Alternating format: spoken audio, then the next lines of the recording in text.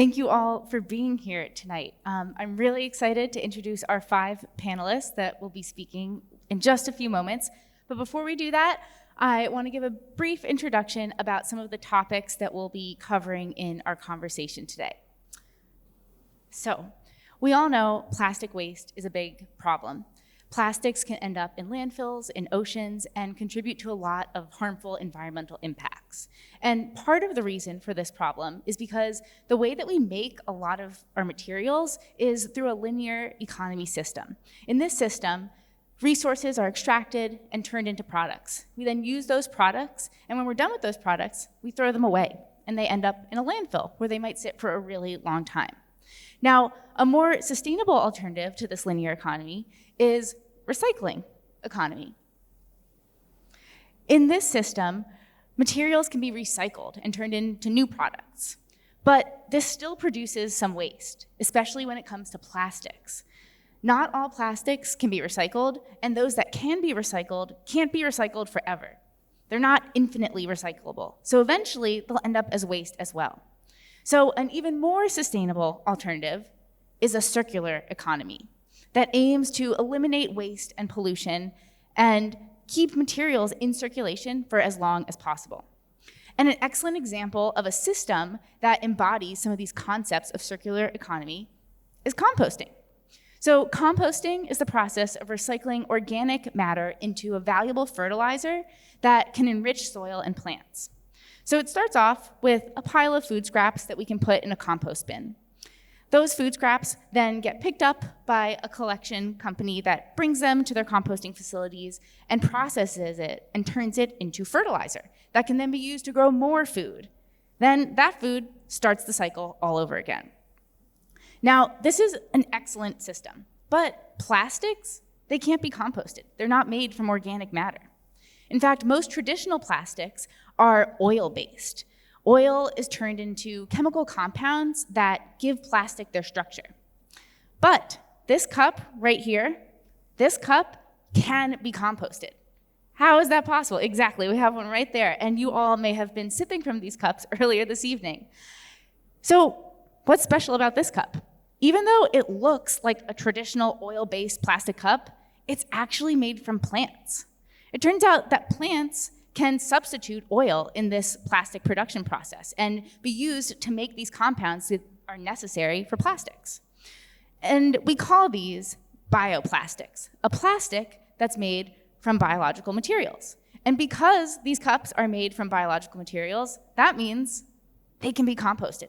They can enter this cycle and be used to make fertilizer and back into this cycle once again. Now, with these plastic cups, we might be familiar with backyard compost bins with some food scraps or some yard trimmings that you can turn. But with the plastics, you can't do that in your backyard compost. That's where composting companies come in, where they can bring it to a commercial composting facility where they're able to break down these bioplastics and properly turn them into fertilizer. Now, this collection step is super important.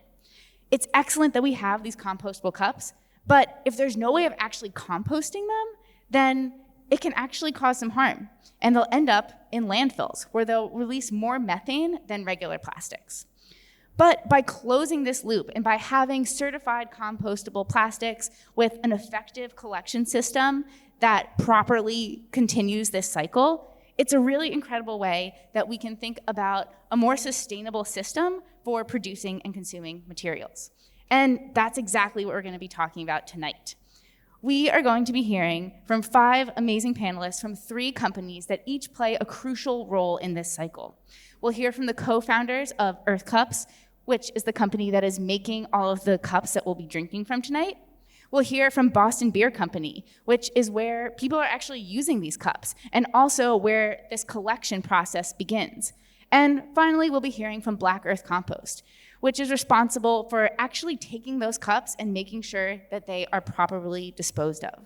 So, with that, I would like to introduce our panelists, and I'll call them up to the stage by company. So, first up, I would like to introduce Peter Frelinghuysen and Misha Vitels from Earth Brands, and they are both co-founders of the company. Please join me in welcoming them.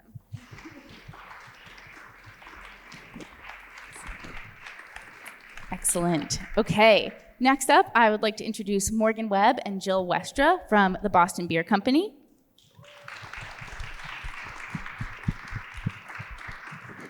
And finally, Justin Sandler from Black Earth Compost. Okay, excellent. Thank you all for being here tonight. So now I think we will hand it over to each of you to give a quick introduction about who you are, what your organization is, and what role you play in this incredible closed-loop system. Awesome. Thank you, Sloan. Really well said. Hi, everyone. I'm Misha. I'm one of the co-founders of Earth Cups alongside Peter. And thank you for having us. Thank you for taking the time to come listen to our stories, and learn more about closed-loop programs and our vision and what we think about them. So, yeah, I'll hand it to Pete. Yep. Could you just slide? Yeah. Thanks. Hey guys, I'm Peter. I'm Misha's co-founder, and echo what he said. Sloan really gave us as clear and great of an intro there as I've ever gotten. But a little bit about us. Misha and I, we grew up together. We went to college together. We played tennis together in college. And we became interested in sustainability. We went to Williams, which is here in Massachusetts, but in the other corner of the state, nestled in the Berkshire Mountains. And there was a big culture around being outdoors, being in nature, hiking, and also doing your part, right? We did a backpacking trip as our orientation, and the motto was "Leave no trace," right? Leave nothing behind. Don't litter.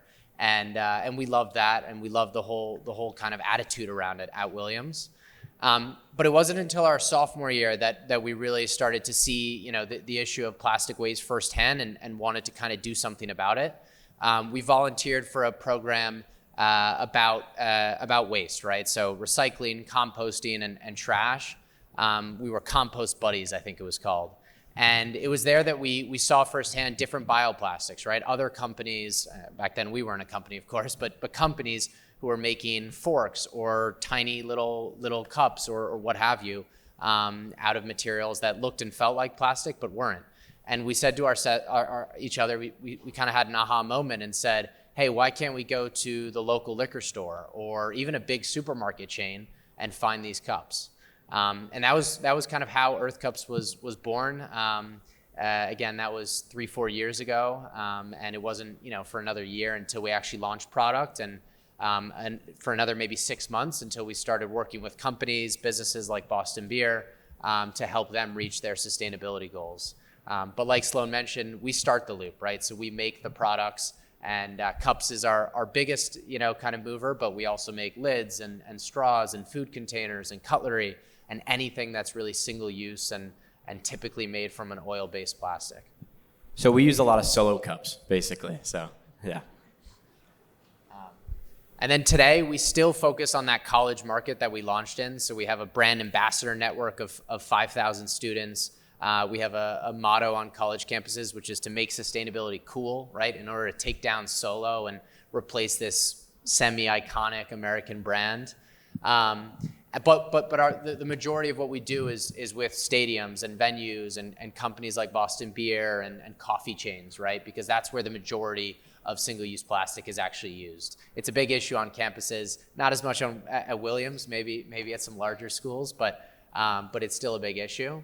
And like I mentioned, we're expanding our product line, and we're doing it here in the US. So we've opened our own manufacturing facility that's allowed us to not only reach scale and work with bigger and bigger companies, but also, work on the way we make things, right? Because it's not just about what you make, but it's about how you make them, and making stuff sustainably, right? The pre-life, not just the post-life, which is very visible and which we'll talk about today, but the actual pre-life where we source materials from, how we do it, that's pretty important too. Thank you very much for being here tonight. We're excited to talk to you. My name is Jill Westra, as I was introduced. I'm the Senior Manager of Sustainability at the Boston Beer Company, and I'm going to do my corporate thing really quick so that I have permission from my bosses to be here and engage with you tonight. But a lot of folks don't know about Boston Beer as a company. And I think a lot of people that I talk to are surprised when they find out that we are Sam Adams, yes. But we're also Truly and Dogfish Head, Angry Orchard Cider, Twisted Tea. Surely some of these brands are resonating with you at this point. But point being, we do have a large portfolio of different beverages that we manufacture. So that's a little bit about Boston Beer. But yes, we were born in Boston, of course. The interesting thing that I want to share with you tonight is that we are not just making product here in Boston. We are actually, our biggest brewery is located in Pennsylvania, believe it or not. Pennsylvania is where the Sam Adams Pennsylvania Brewery is. That's our biggest facility. We also have another large production brewery in Cincinnati, Ohio. And our Dogfish brand is out of Delaware, in Milton, Delaware. So those are our three main production breweries. We also have some tap rooms and smaller hospitality locations scattered about, as you can see on the map. Our Angry Orchard is in the Hudson Valley in New York. But I'm telling you all that to tell you this, we've got a lot going on. And while my corporate sustainability hat does have me worried about things like our carbon footprint in general as an organization, but also how much water we're consuming, the waste that we generate, et cetera. And I think that, we're kind of stepping away from talking about those big ticket items tonight to really focus on the topic at hand, which is Earth Cups and this story about waste and a circular economy and what have you. And I think what I'm the most excited about to communicate is kind of how this all came to Boston Beer. And that was as one of the initiatives that I wanted to start at the Boston Beer Company when we kind of kicked off corporate sustainability 3 years ago. I really wanted to engage the grassroots level of the company and get coworkers involved and get them excited about sustainability and get them thinking about what we could do better. And that's why we're here tonight, because to my left, my coworker Morgan, she entered this innovation tournament that we launched. It was called the Sustainability Innovation Tournament. She put together a team of coworkers, and they called themselves the Taproom Titans, and they were the winners of that competition, that innovation competition. And their winning innovation was bringing Earth Cups to our tap rooms. Morgan will tell you a lot more than I'm available to right now because she was the brains behind it, so I'll hand it over to her. Amazing. So my name's Morgan Webb. I actually work in brand management. I don't work in the sustainability department at Boston Beer, but I'm the one who kind of spearheaded this whole relationship between the two companies. So here's a quick slide about what I do. I work in product development. I work with our product development team. So I work right with our brewers and our food scientists who actually create our actual products. So me and the brand team will bring ideas to our product development team or our food scientists, kind of tell them what we want. They create formulas and bring it back to us. Then we pick what formula we want and we take it to market. And then I work with our sales team to create sales programs and promotional assets. I work with our social and digital team to work with influencers and decide what goes in our social media. And then I work with our partnership team as well to decide what partnerships are a good fit for the brand. And for example, I worked for Truly for 2 years now. I work for Dogfish Head. We have Dogfish Head samples today. But yeah, that's a little bit about what I do.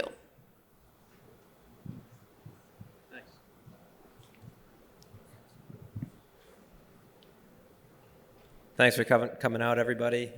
Justin Sandler, one of the owners of Black Earth Compost. We've been in operation since 2011, and we are your local nutrient recycler is how we kind of think of ourselves. So we are both a trucking company, but we're also a processing company as well of all compostable material. Compostable material is all food scrap, but it's also compostable things like the cups we're all having beers out of. They make almost everything compostable nowadays, and more products are coming online. So we're one of the cogs in this circular economy that we're pressing forward. We have the producers from the cups. We have the users as the intermediary. We're the processor, but we're missing one of the cogs is the farmer to grow more food out of the compost that a company like Black Earth Compost can make. So here's a couple, so shout out to all the farmers out there, even if they're not in the crowd. So here's a couple shots of what we do. We have a shot of our truck with one of our drivers and students of a school that we pick up from. We have a really pretty bin of compost. It doesn't always look like that. And we have our bag product. Bottom left is a bucket you might see lining the streets of one of your towns, and we pick up residentially, commercially, and then kid playing in the dirt, who doesn't like that? And then that's one of our sites in Groton, Massachusetts, so a building with aerated floors inside where we dump the trucks, material stays in there for a bit, and then it goes outside to finish as compost. Here's a big pile of trash as a stark difference to what we were just looking at. So we make a lot of trash as a country, as individuals. And Massachusetts has the most expensive trash in the country. 40% of that pile is compostable. So we're trying to reduce that pile and make compost out of it. So it's like, I'm sure a lot of Solo cups are in that pile. Let's make those compostable. There's a lot of food in that pile. Let's pull all that out, compost it, not just compost it, but compost it locally. So this pile might, our trash in Massachusetts may end up in landfills as far away as Alabama. And that's as stupid as it sounds. And it's kind of frustrating. That's where we're at. Things are trending better though. So we have a couple sites in Mass where we process everything at.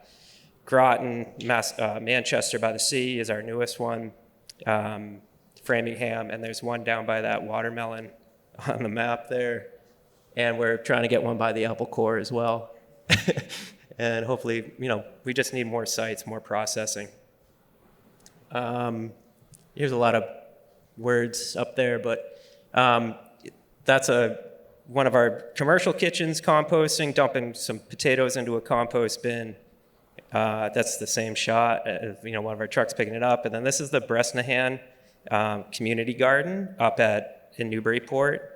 So the school composts it, we make the compost is delivered back to them, and the students grow their own food. Like, that's as tight as it gets. Ideally, this is what we want to see lining every street: compost, recycling, and trash. Maybe we can pick up the trash less frequently, get the compost out more frequently. Again, more pictures of our product and garden beds as well. Lastly, just to reiterate what Sloan was talking about the circular economy. Our food is grown, I think on average, like 1,500 miles away from where it was. We eat it it was grown 1,500 miles away. We can make our food more locally, more nutritiously, if we can compost it, use that local compost, and keep growing more and better food in our own backyards, ideally. Excellent.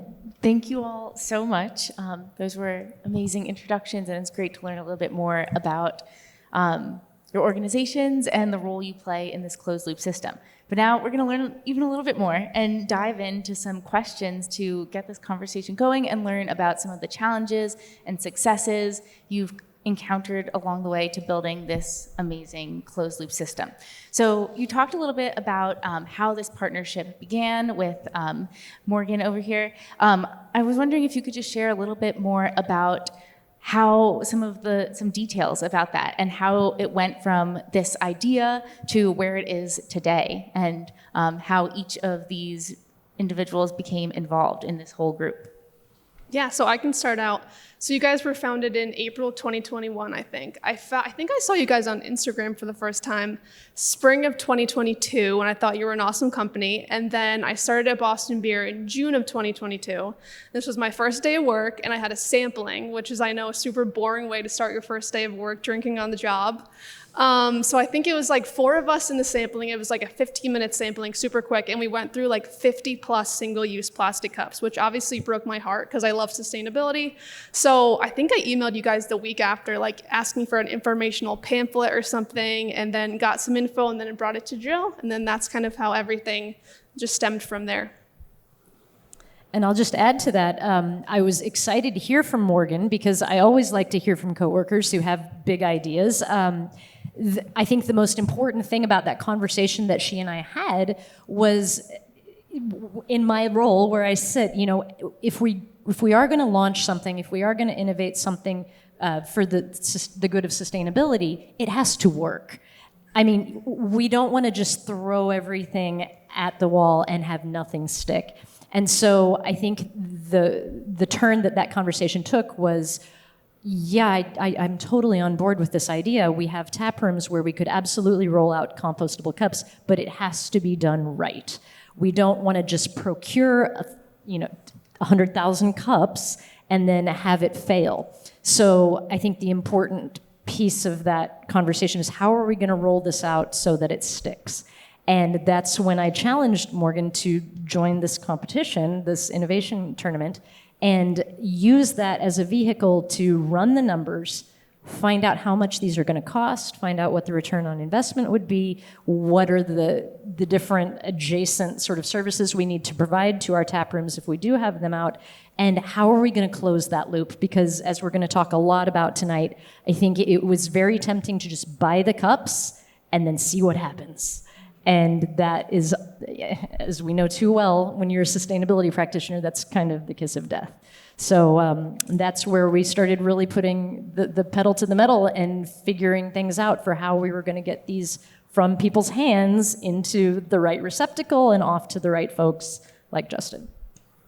Yeah, and I'll just add and say, it sounds obvious. It sounds like, oh, of course Boston Beer should do this, or of course this partnership makes sense. But really kudos to Morgan and Jill and Boston Beer for doing it, because there are so many companies out there that should do it and don't do it.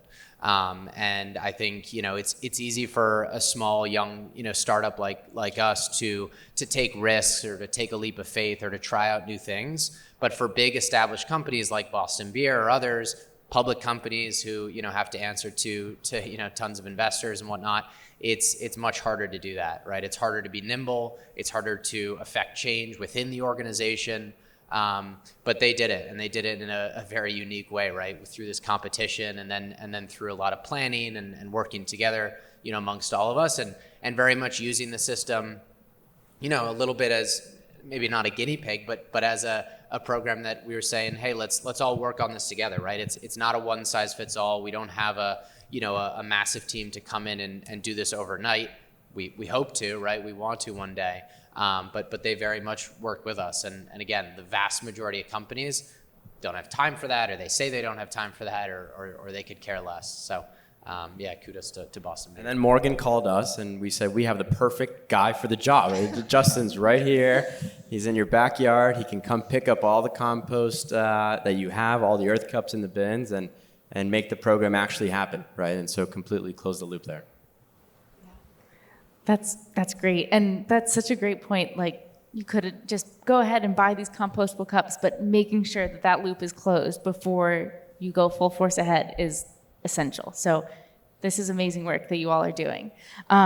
So since this closed loop program has been going for a couple years now, what are the impacts that you've seen? What are successes? What does success look like in this context? I don't know if you each want to share a little bit about, from your perspective and your piece of the puzzle, what success looks like for you. Yeah, I mean, I think for us, it's having partners like Boston Beer who want to work with us, right, versus just buy the cups or just tell a story around them. And then it's also making it not a nightmare for them, right? Trying to, and of course that's a constant work in progress. But as we scale the program, right, you start with a tap room or 2 tap rooms, then you move to 3 or 4, more, and then on until ideally the partnership is full fledged and it's across every Boston Beer tap room. But as that growth happens, working out the kinks, making sure that the growing pains aren't too significant and that it's not a headache on a daily, weekly, monthly basis for Boston Beer. Ideally, right, it gets to a place, whether it's Boston Beer or anywhere, where this stuff is more or less plug and play, and Boston Beer doesn't really have to, lift a finger. They can just have this system set up and, put in and reap the rewards, right? See the statistics and the data and the metrics on the environmental impact, and what that means for their business, and tell a story around that to consumers who care. But I think, yeah, for us, right, it's working with them to close that loop, and then of course it's making sure that it's not too much of a headache, because a headache for them, headache for us, headache for everyone. That's when people don't want to do it so much. Yeah, I would just quickly add to that. There's obviously the sustainability reporting and impact metrics that we're gathering, we're collecting. How many plastic cups are we replacing and now actually turning into compost? You also have a less tangible or numerical success, but it's just inspiring other companies and showing other companies that this actually can happen. And it doesn't take one night to happen, but it takes a couple months and a lot of hard work and a lot of people that are passionate about it to actually go through with it. So just wanted to add that. I think from my point of view, success is going to look like the David and Goliath story. One coworker who had an idea, and it was successful enough that we can scale it up to everywhere. As Peter was talking about, we've got a lot of locations, and whether it's one of our big breweries where we have break rooms and people are getting coffee out of the coffee machine and they have a styrofoam cup, or whether it is the tap rooms where people are drinking beers out on the patio out of plastic or glass. What we want to do is we want to have compostable options everywhere. And from where I sit in the corporate chain of things, that's only going to work if it's cost effective, because I still work for a company that has investors, that has to report their financials. They're not going to let me make decisions that require us to throw money at a really feel-good solution, unfortunately.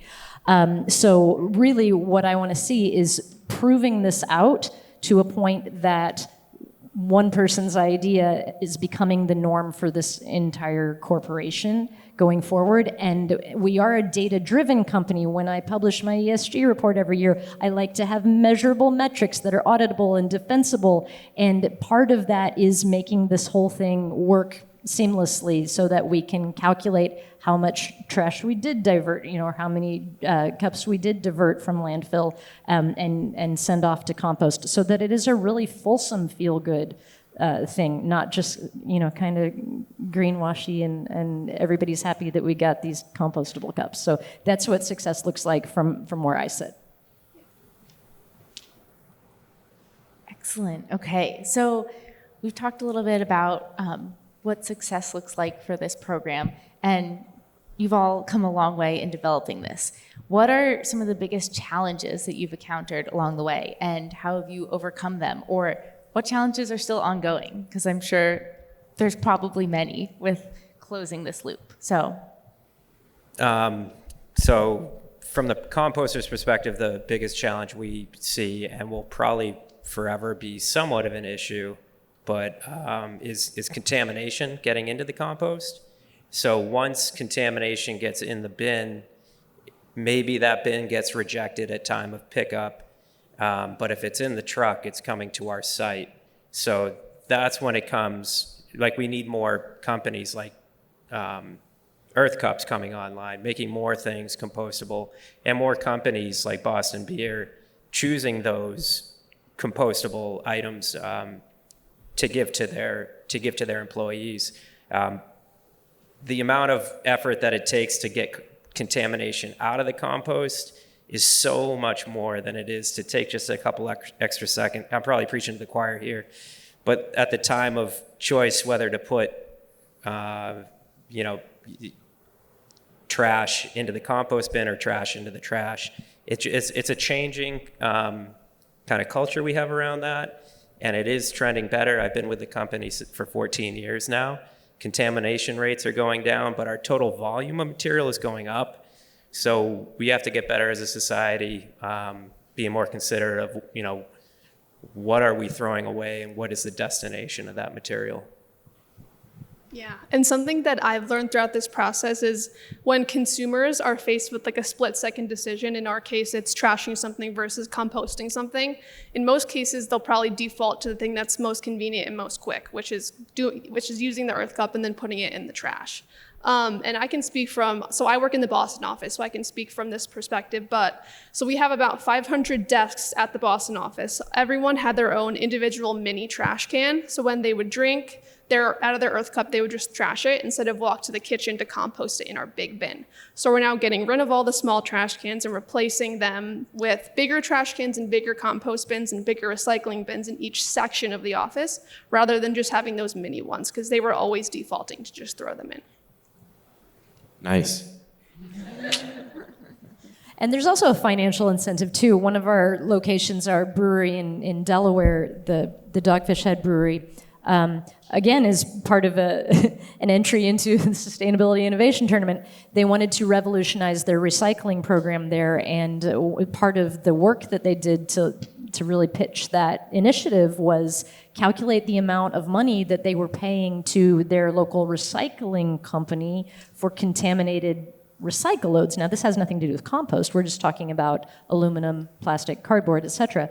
And, I think that's where we kind of had help driving the conversation was, look, folks, this is costing you money. Every time you contaminate our recycle load, we pay for that from our recyclers. So as soon as you start framing it in dollars, then I think people listen. But what Morgan was talking about with composting specifically, it really was a matter of just sort of laziness. And in our Boston office, we're unfortunately not held to such a high standard where we're getting charged for contaminated composting. I'm so happy that Justin can speak to the fact that contaminated compost is a big problem. And a quick follow-up question to that. In this closed loop system and in probably a lot of our everyday lives, it can be challenging to know how to sort things. What's compostable? What's recyclable? What goes in the trash? What have you found is a useful approach, or is there a useful approach for empowering people to properly sort their waste, whether it's educating them or having clear signage or bins, or what have you learned from this experience? You go. You sure? Yeah. All right. I'd say that people tend to be too optimistic that something is either recyclable or compostable. They use the term wish cycling, or we kind of dovetail on that, wish composting. Like, this looks compostable, I think it is, therefore I may as well put it into the compost. But I'd say when in doubt, throw it out. It's a good mantra. It's much better to see compost going into the trash than trash going into the compost. Yeah, and I think there should definitely always be like a really clear call to action when dealing with sustainability. For example, we even wrote, we had Earth Cups write, sorry, you can hold that. They wrote "compost me" physically on the cup to make our consumers compost it, because we were getting so frustrated. Everything was going in the trash. So we were like, we just have to be completely straightforward, and then it started to work again. And I will say signage is everything. And I'm the parent of a 15-year-old, and teenagers don't listen, so you've got to really dumb it down for them. And what we found was kind of the secret sauce was elementary school level signage. And I think that, that they've done studies on this, but really showing a picture of the product on the signage, or even taping it to the bin itself, is the right way to communicate. This is the thing that goes in here, and this is not the thing that goes in there. And it's kind of sad that it comes to that, but it absolutely makes a huge difference. We've seen that in our tap rooms already. Just leveling up our signage, having receptacles that scream out the messaging. That's definitely the right thing to do. Yeah, I echo what all three of these guys have said. Whether it's at Boston Beer and other closed loop programs we do, we try to make the signage as clear as possible, as in your face as possible, and pretty rudimentary, right? You don't want it to be too complex or too clever. That said, we're always trying to think about, ways to make it fun, right? How do you make composting or collection or tossing trash away fun, right? It sounds kind of silly, but there are ways, right? And there's stuff that we've piloted or actually drawn up, ways to pilot. I'll give one example. We got the idea from, it was somewhere in Europe. They had a plastic waste bin that was clear, and it was for cigarettes, right? And on one side it had one soccer team, and on the other side it had a different soccer team. And so you're supposed to put your cigarette in the, in the team that you supported, right?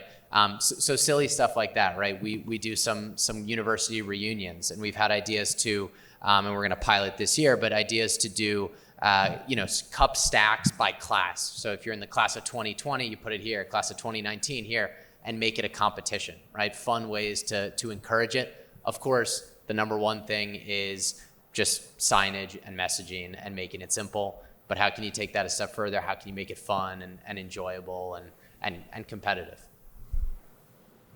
Yeah, those are all great tips and things to think about with this sort of program.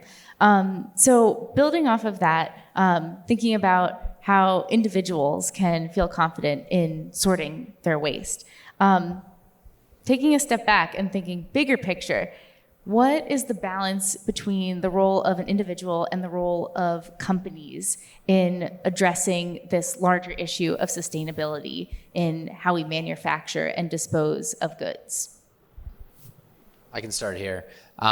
We always say that we want to make it easier for the consumer, right? You can't ask too much of someone, right? Especially if they're out having fun, or maybe they're drinking or this or that. And if you want to try, good luck, right? But we really do believe it's on companies like us, to make better products, to make products that make consumers' lives easier and make it easier to be green, right? And whether that's making stuff that's home compostable that you can put in your bin at home, or working with folks like Justin and ensuring that the loop's closed, whether it's with residents at home, or companies like Boston Beer. But again, we're big proponents in that. We think it's this issue of plastic waste. It's not going to be solved by one company or one group of individuals. It has to be a collective effort. Infrastructure and collection have to play a huge role in it. But if you can make it simpler somehow, right? If you can make it easier, if you can not ask people to change their habits, and again, it's easier said than done. But I think that's where you'll find kind of the quickest and most scalable change. Yeah, just echoing what Pete just said, and you brought up, how do you make it simpler, and make it elementary? And I was just telling Justin, when we first started Earth Cups, we kind of learned, what the triangle symbol is, right? And we asked all of our friends, hey, when you see this triangle symbol, what do you think of? And everyone's like, oh, it's recyclable. And then, as many of you probably know, though, not every time you see a triangle symbol on an item is it recyclable or easily recycled in your local facilities. So what we're all about is building a brand, but also making it super easy for consumers, individuals, and businesses to understand, hey, what is truly recyclable and what is compostable? As simple as color coding our cups, right? Our blue cups are recycled and recyclable. Our green ones are compostable. And so if you make it super simple to understand what the products are, but then super simple to actually get access to the products, we sell them on earthstore.com, we sell them on Amazon, we sell them through distributors. You make it easier for businesses and individuals. It's like Peter said, it's a team effort. And I'll just add one quick thing on that note. I personally, and I'm sure a lot of us out here can relate to that. And part of the reason that you all are up here today and we reached out to you and you came is because Kate and I were looking at the bottom of cups, trying to figure out, can this go in the compost? Can this go in the, what can be recycled and what can be composted? And we reached out to you all to learn more. So that is a big challenge for individuals. So we're grateful that companies like you and all of you up here are working towards making that simpler. So every time me and Pete go out to eat, we look like psychos, looking at the bottom of cups. Yep. I was going to say almost no one does that aside from us. So you guys are, one or two in a million. Yep. We'll be like picking through the trash, like, is that right? Yeah. But yes, go ahead.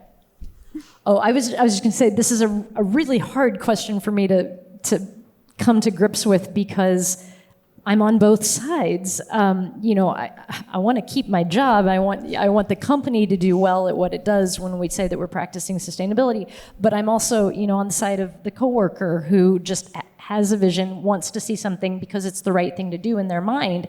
And so that's where I would say, if you're a coworker at a company, your job is to escalate your voice and to really make somebody listen and engage with the leadership and say, this is what I want to see us do as a company. But then it's the job of the company to empower and encourage and let that happen. And I think that Boston Beer Company is a good example of how that's working. And you know, I've worked for a number of different companies over the years, and this is the first company I can really say this about. But as long as the bottom line makes sense, and as long as you know all of the data is in place, then your company does have an obligation to try and keep its people happy. And we do engagement surveys. We want to make sure that our coworkers love working at Boston Beer. We want to escalate our reputation, and so that's part of it. So I think that my take on it is there are passionate individuals within companies that can make things happen, so long as that company is willing to support and encourage and enable and empower them to get something done like we've done here. And you're saying Earth Cups are affordable, right? I mean, it's not... Well, funny enough, I'm sure we'll get this to it at some point in time, but one of the challenging pieces of Morgan's tournament submission was running those numbers and coming up with an ROI, and lo and behold, I'm saying this on behalf of you folks, it was a wash between our single-use plastic cups. I don't know if you want to say anything about the actual numbers, but it was a wash between plastic and compost. And so that is where I'm proud of our company by saying, well, then it's a no-brainer. I think you guys were similar pricing to our plastic cups. Definitely less, but you guys offered free shipping, and that was like the drop it. Like that was like really what people love. It's the minutia. Exactly. Who likes paying for shipping? I mean, I was going to say, I think our pricing matrix is off.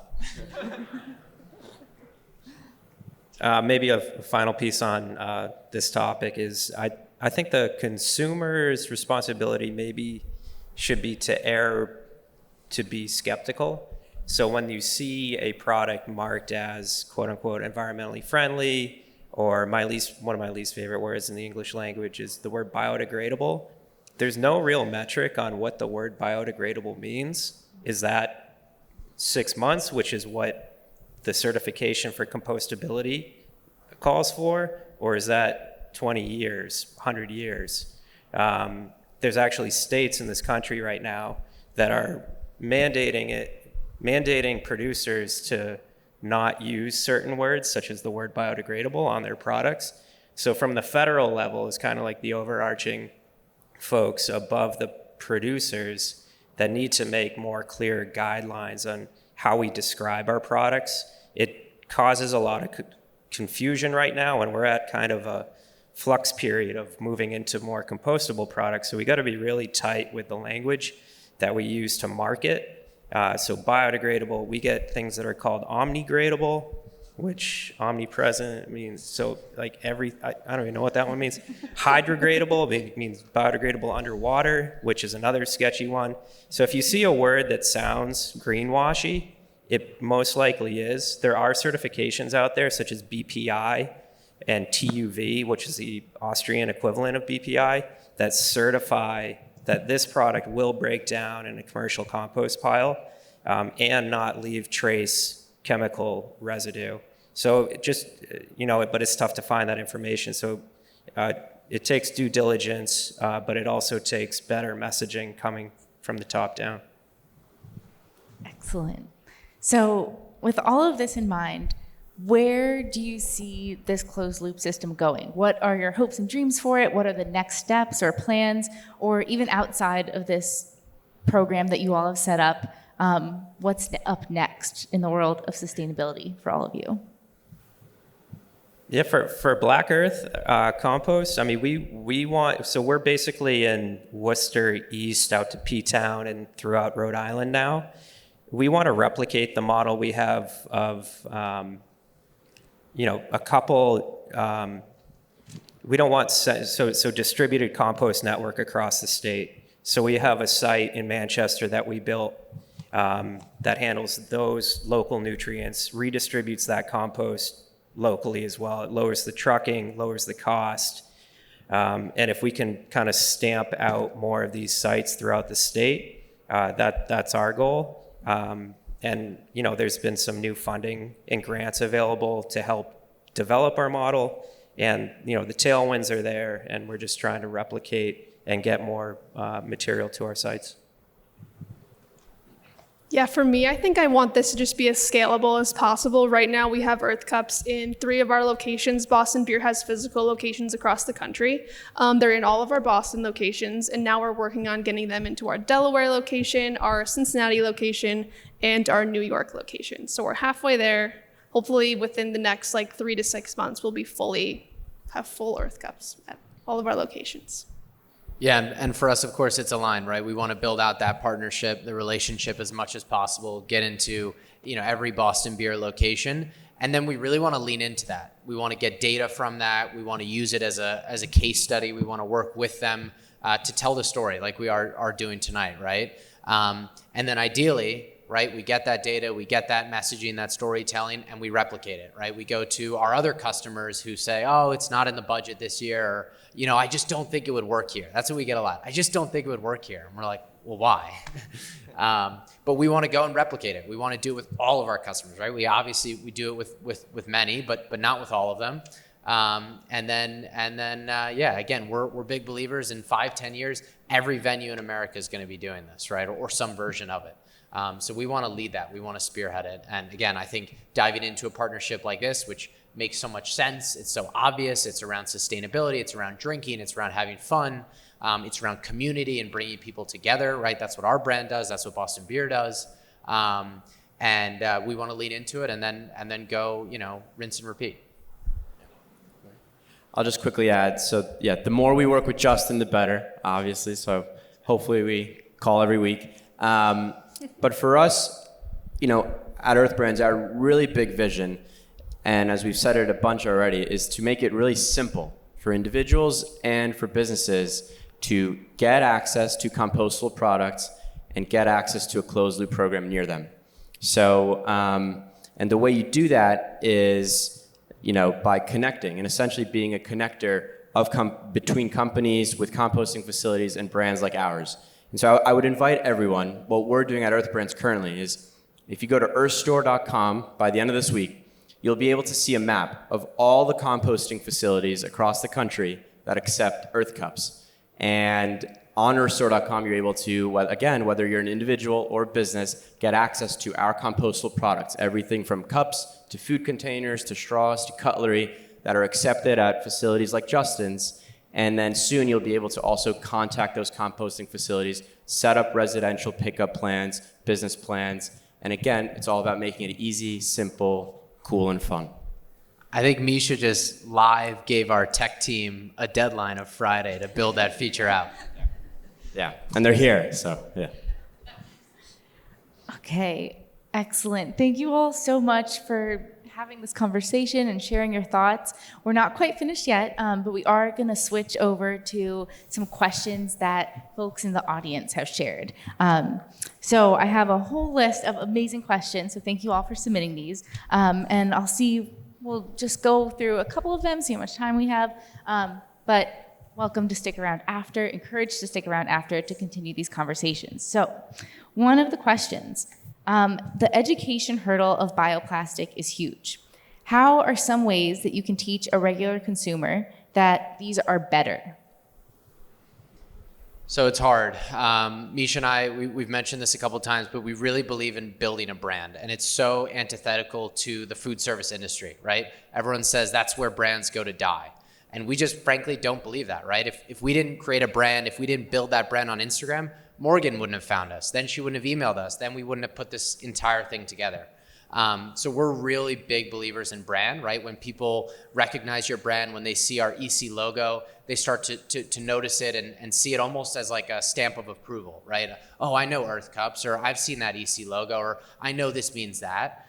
And even just that moment, right? Having them think, having them notice, that's half the battle, right? And then the other half of the battle is what we've been talking about. So it's the messaging, it's the education, it's that piece, right? And we try to do, this stuff is important, right? But again, maybe like Justin said, a lot of it is maybe preaching to a choir of sorts. We try to do stuff with young kids. We try to go to schools, right? Whether it's colleges or even younger, high schools, we've done middle schools, we do stuff like that. And we make it fun for them. We make it interactive. We have them feel the product. Maybe they try to take a bite out of it, stuff like that. But I think that stuff's really important, right? The same way, young generations are growing up in a world with iPhones, they'll grow up in a world with bioplastics and with products that they almost expect to be compostable, right? Like Justin said, more and more companies, we're obviously a drop in the bucket, but more and more companies coming out with stuff like this. So again, I think the way we know how to do it is by guerrilla marketing. It's by building a brand on Instagram. It's by making funny videos and TikToks and throwing events and doing stuff with schools or college students.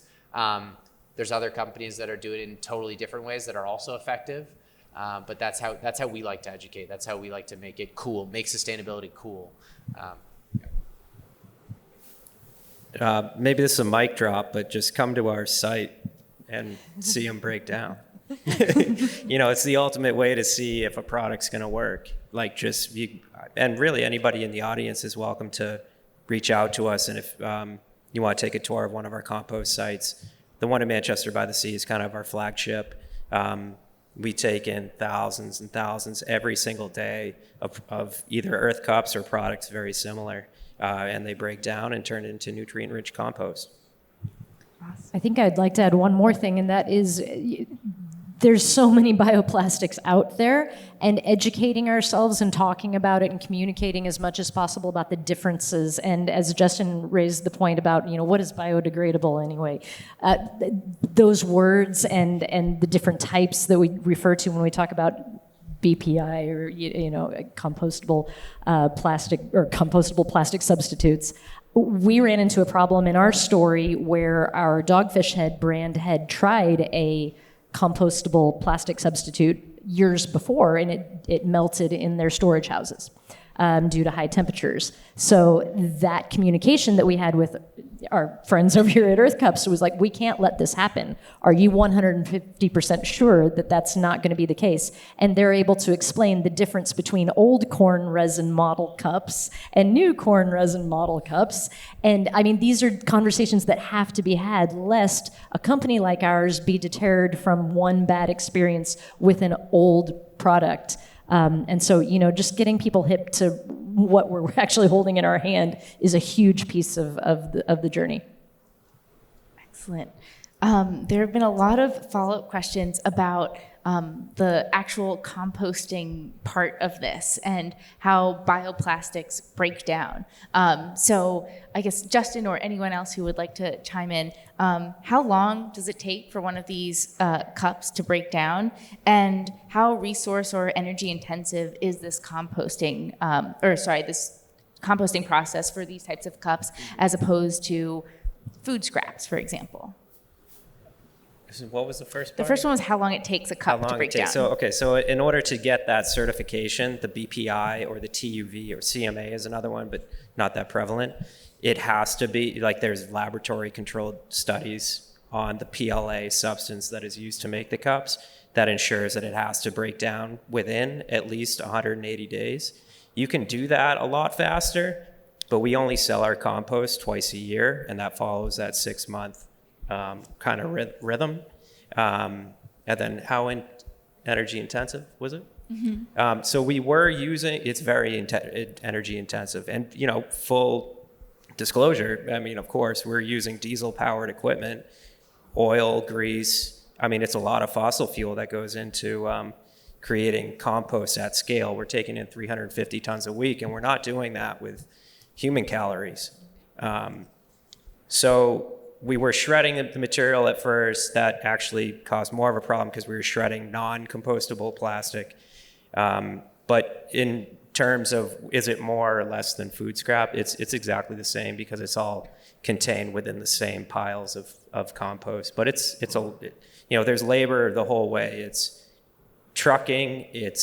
We have a 10,000 square foot building. It's front end loaders, hand picking. There's conveyor belts. There's trommel screens, there's wind sifters, and then we got to ship the compost back. But better than trash, it's handled locally, and we're making a product out of it that has a positive impact for the environment. Awesome, thank you. And on a similar note, maybe for Peter, Misha, or Justin, or anyone, you all are experts up here. What actually happens if one of these cups gets recycled instead of composted?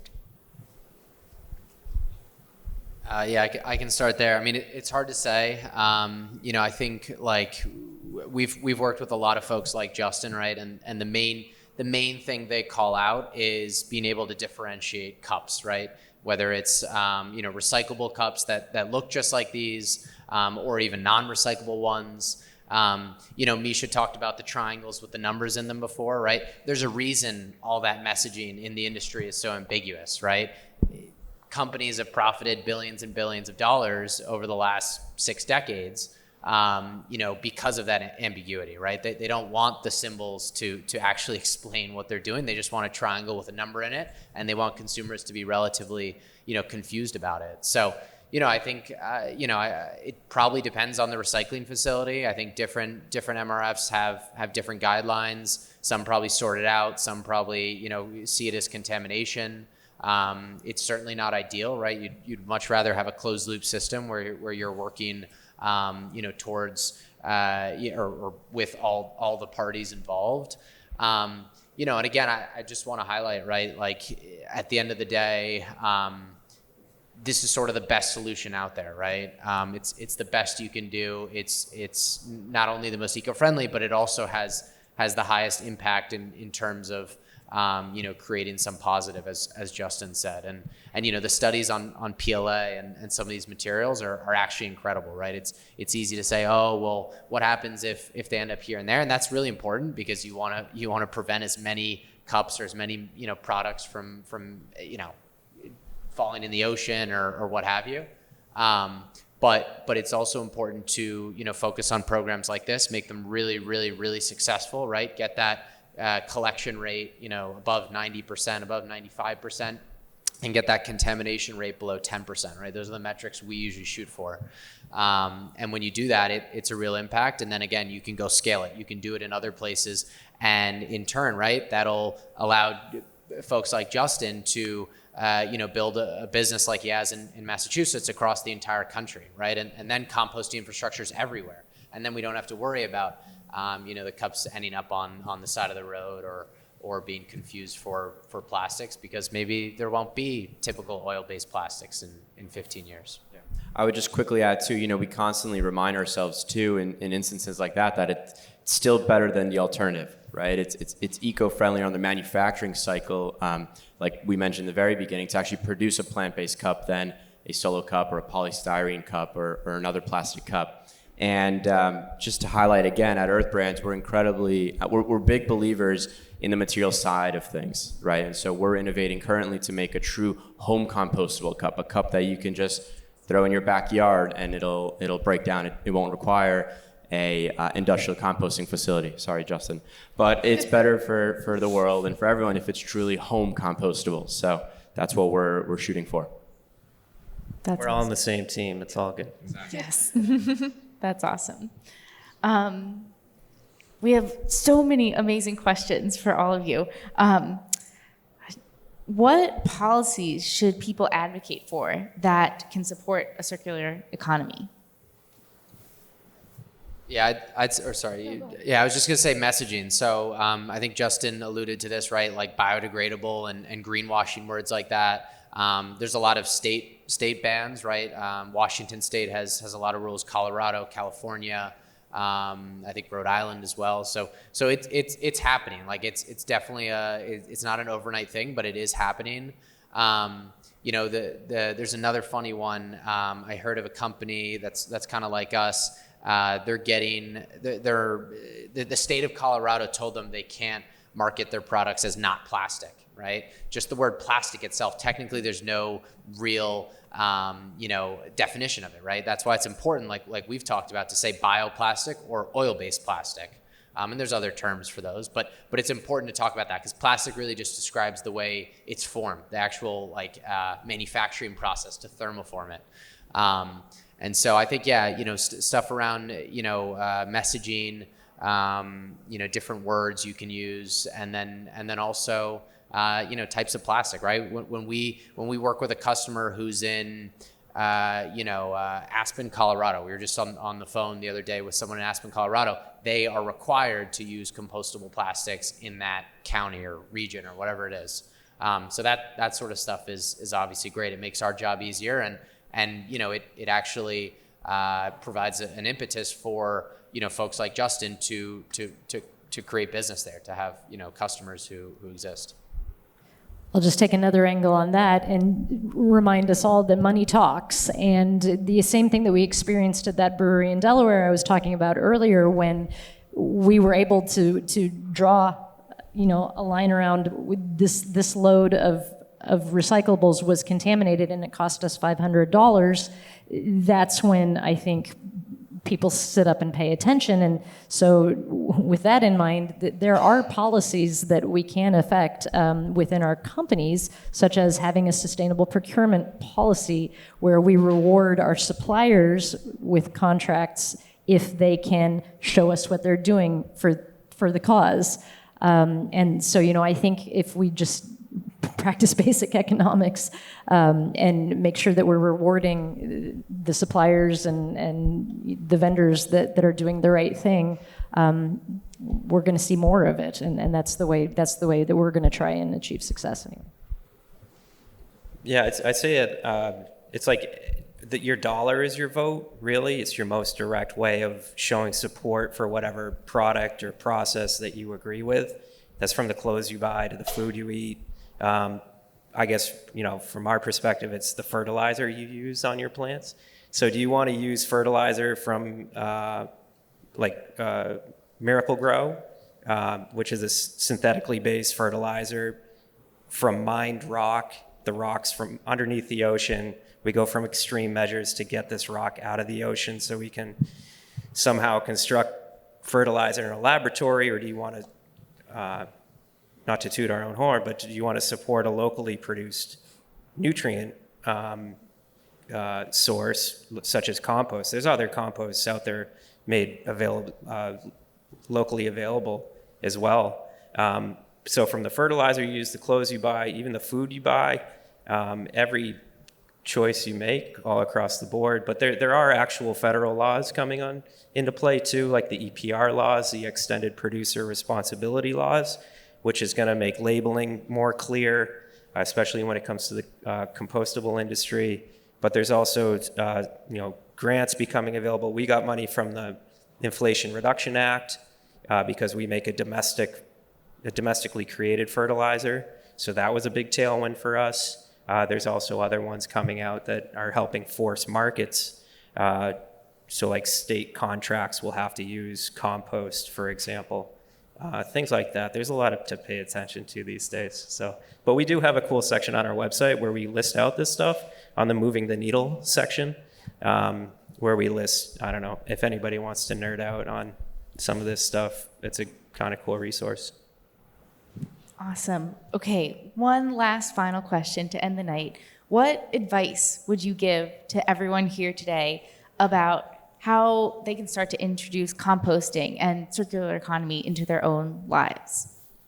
Be like Morgan and just hammer it to your employers and your businesses and yeah, I think educate yourselves, but also align yourselves with brands like ours, but other brands too, right? That are doing the right thing, that are innovating, that really are trying to do the most that they can, right? We always like to say we're not just selling cups. We're always taking it a step further, really working with our partners to create closed loop programs and innovate new home compostable products.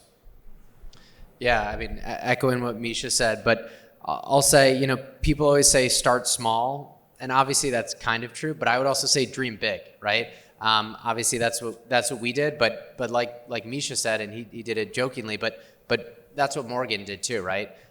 She was, a young employee at a large company that's been around for a little while, and said, hey, why can't I get Boston Beer to switch all their cups to Earth cups, right? That's a pretty lofty goal, even if you're someone who's seasoned at a company for 20 years. So I think dream big, right? Whether it's with starting your own initiative or pushing something within your company or starting something like Misha and I did, right? I think that's pretty important. And of course, do the small stuff too. If you have friends over, don't buy solo cups, right? Buy Earth cups or something else, and sign up for composting with Justin.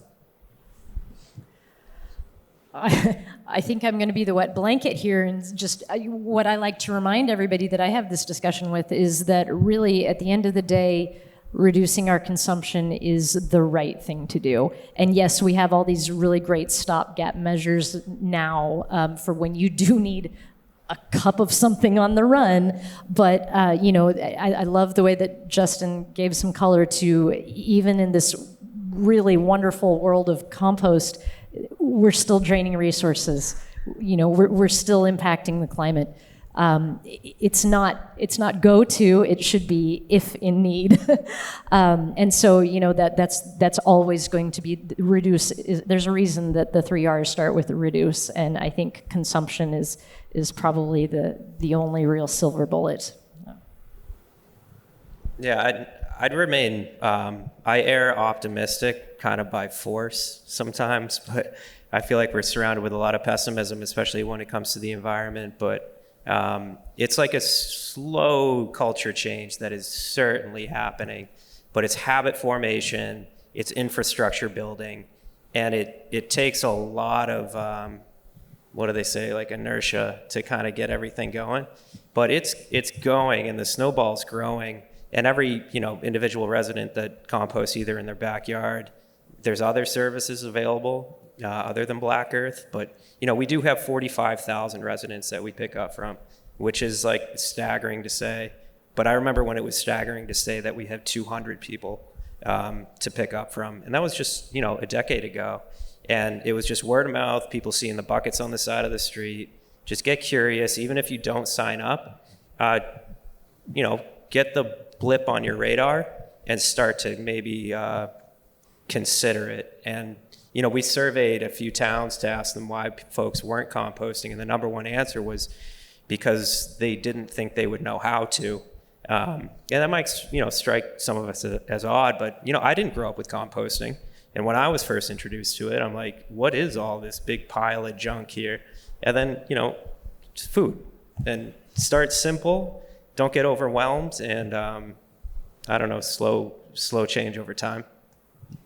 Yeah, and I totally agree with your comment about reducing your consumption. Like before, now when I buy something, I always try to think, am I okay with this being in the world forever? Because everything we pretty much owned is still out there. It's in a landfill, it's sitting somewhere, which is kind of depressing to think about. But that's just something that I always think about when I'm at the store or when I'm buying anything. And then dovetailing off of your guys' comments, as much as corporations are obviously to blame for all of the environmental degradation, et cetera, your choices really do matter. And I didn't think I could have such a big impact on such a big corporation like Boston Beer, but here we are today. So your choices definitely matter in the long run.